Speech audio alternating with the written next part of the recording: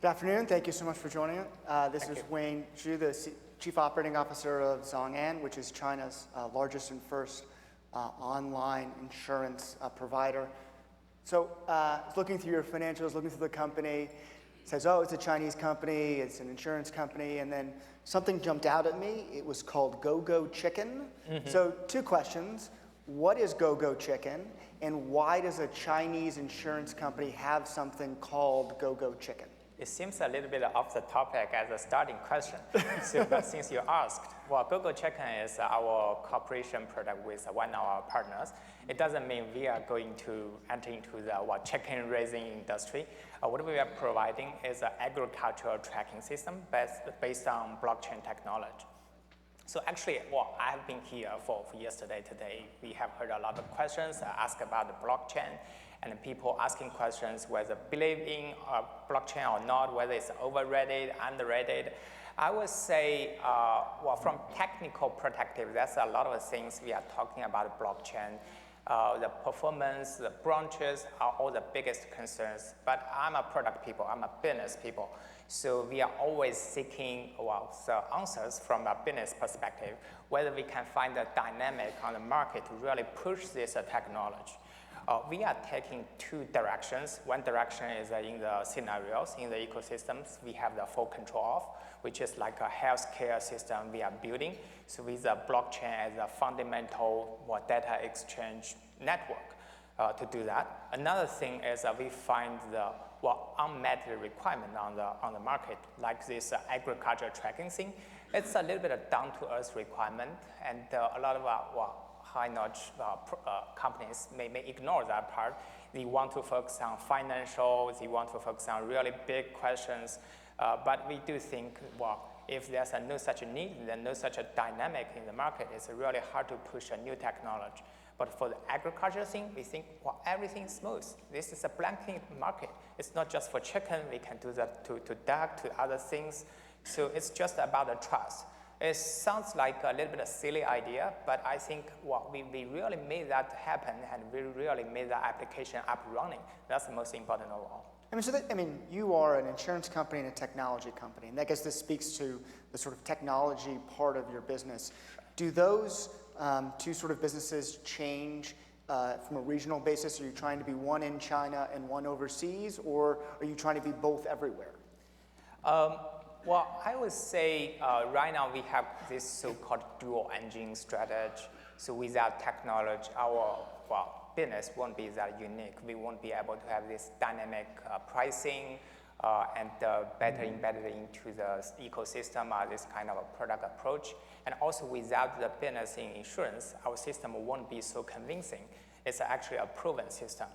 And but it's not a strategy from beginning. Actually, from very beginning, we started from the third-party system provider.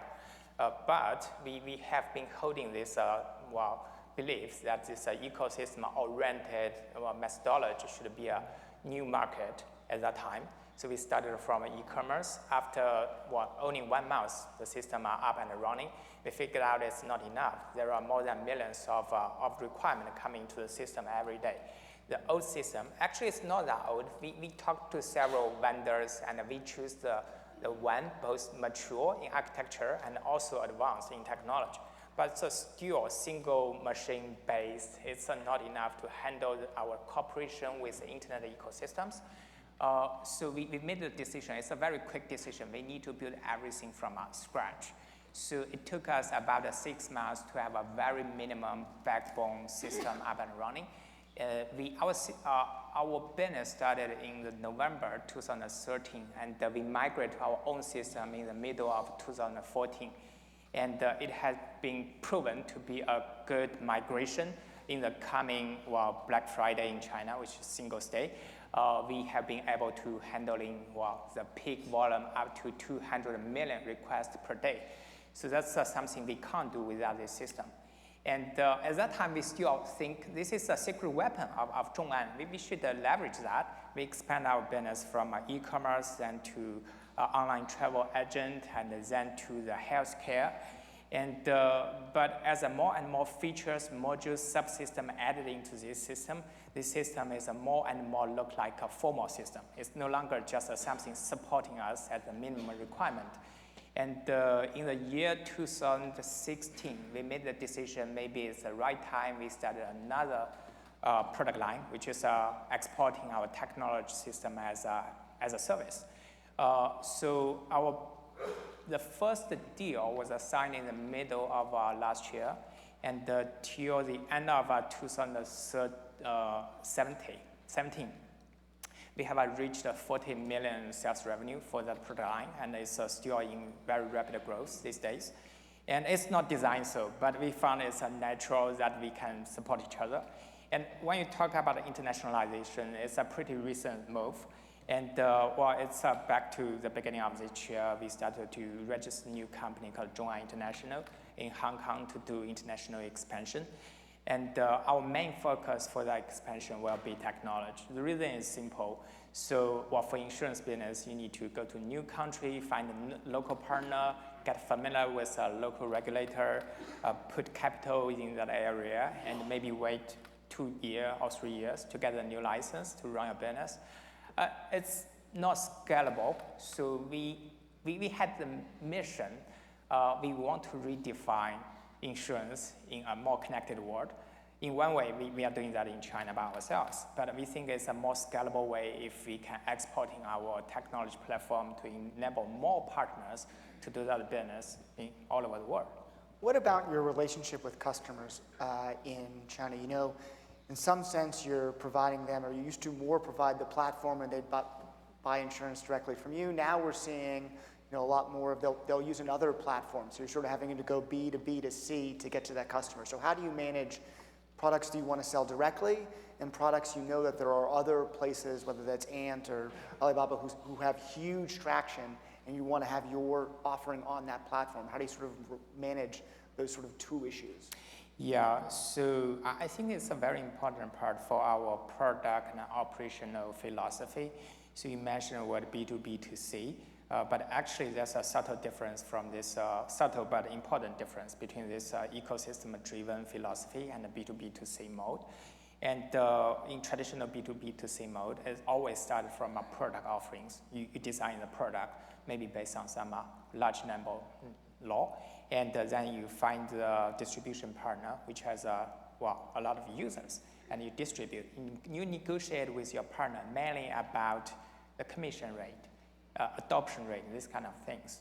But in the ecosystem-driven mode, it's more like starting from a consumer. You need to really understand the user's need in that ecosystem, and you design the product together with your partner instead of just distribute the partner existing product in that distribution channel.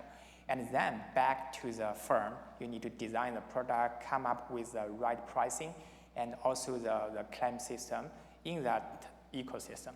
That's a very different approach. And it sounds intuitive, but a lot of traditional players have several challenges to do that. The first thing is the flexibility of a product design. So, in the traditional financial world, the product is pretty rigid. When you come up with the design of a product, it will be there maybe for 5 years or 10 years without any changes. But in this new mode, you need to really have this capability to design the product based on what dynamic market needs. And to do that, you have to have the capability to understand the new requirement and come up with the design in a very short-term period of time.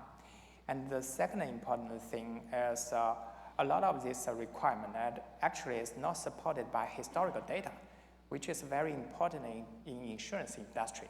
And to do that, you need to be able to have this interactive dynamic pricing. In the traditional world, it's usually static tables, and maybe you can segment that into a smaller group of people, but that's still not enough. For example, like a shipping return policy, which has never been underwritten in the history. So we start, you can say, from a zero assumption. In the first 6 months, we are actually losing money on that product line. But we have been using this data modeling thing. So every night, our system is learning by itself. The model will be updated the morning of the next day.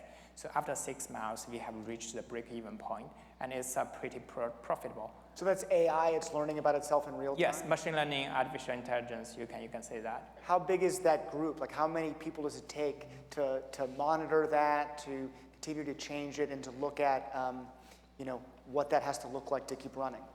Well, there's no single answer to that. It really depends on how do you want to slice and dice your segments. And at the very beginning, you probably have a pretty big group. And when you reach the tipping point, you can have a finer granularity. Right now, we are taking more and more dimensions into consideration so that the pricing will be more and more accurate to individuals.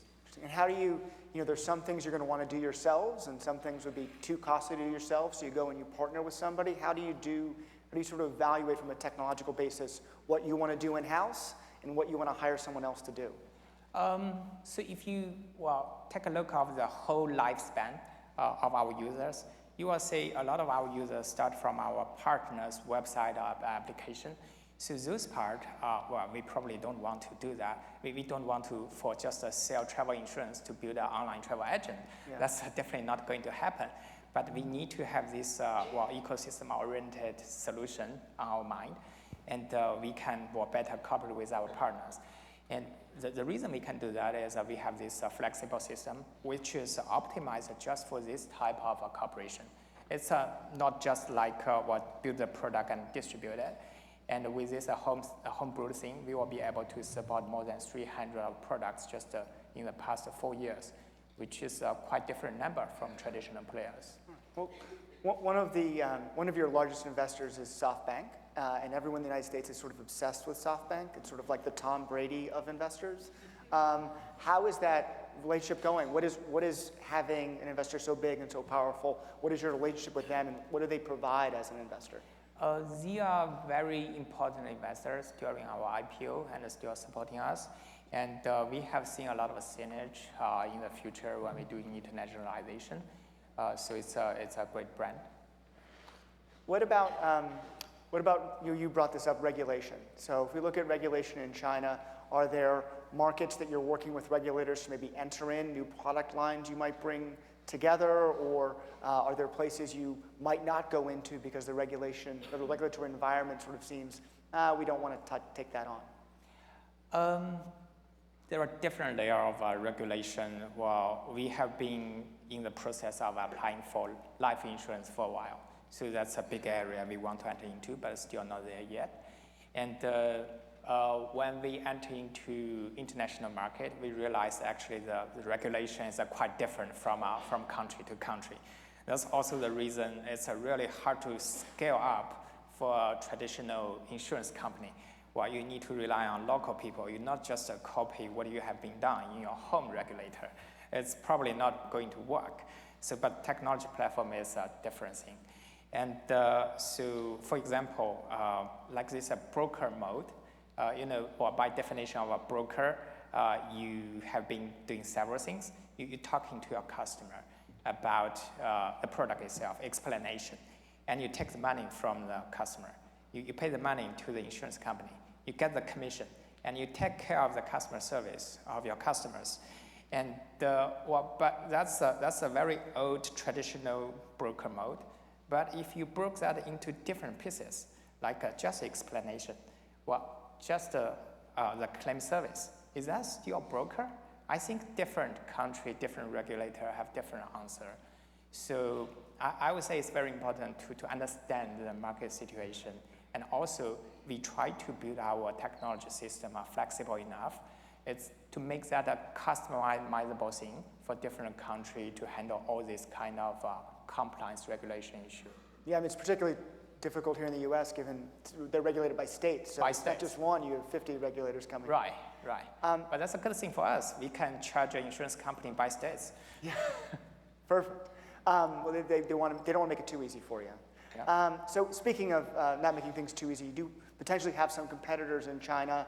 Ant and Tencent are getting bigger. They're looking at insurance. Do you guys think of them as potential competitors down the road? There are different types of competitors. Like you can say every existing insurance players are competitors. they are doing actually in the same area. And you mentioned about the internet players, Tencent, Alibaba, they are talking about a wide range of existence into financial world. I would say most of them is taking this open platform strategy. It's not just about building this closed loop thing. So I think there's more opportunity to cooperate in the future from my perspective. What do you think about some of these insurance startups that are trying new, interesting things? I think of Lemonade, and I think of all of these. They're trying new niches to really upend the industry. Are there any of them that you're looking at and are wowed by or really interested in what they're doing that get you excited and say, oh, that's something I wish we would do? Mm-hmm. Yeah, I would say a lot of them has been doing very interesting things, and we have been looking into that area pretty close. What I was mentioning is, insurance actually, the value chain of insurance is pretty long. Just to focus on one part of that is not enough. So I prefer to look into companies who is taking care of end-to-end experience instead of just optimize a very small part of that. Interesting. What about, as you look overseas, what regions of the world do you think you're going to go with your technology offerings? What places seem more enticing than maybe somewhere else? Would you stay in Asia, or do you think Europe and the US make sense? What does that look like, your sort of international growth plans? Realistically, we will start from an Asia area, more close in distance and more close in culture. And most important of all, the internet is booming in this area, and a lot of a scenario-based thing makes more sense in that area. Interesting. What about the sort of, have the areas been receptive? Are these places that the regulators have been receptive to you coming in? And are there places where you haven't found that as receptive? By technology exporting, we don't have to talk to regulators. So, but we do thinking of building some existence in Hong Kong, so as a baby step outside of China. So we only have a minute left. Let me ask you, what thing are you working on that you're most excited about? What do you think is really going to change the way people think about your company going forward? I would say in the past 4 years, we have been proven, insurance can be defined in another way. So I would say I'm super excited about the opportunity we could potentially help more and more companies and customers in this new way. Thank you so much. Thank you for joining us. Absolutely. Yeah. Thank you.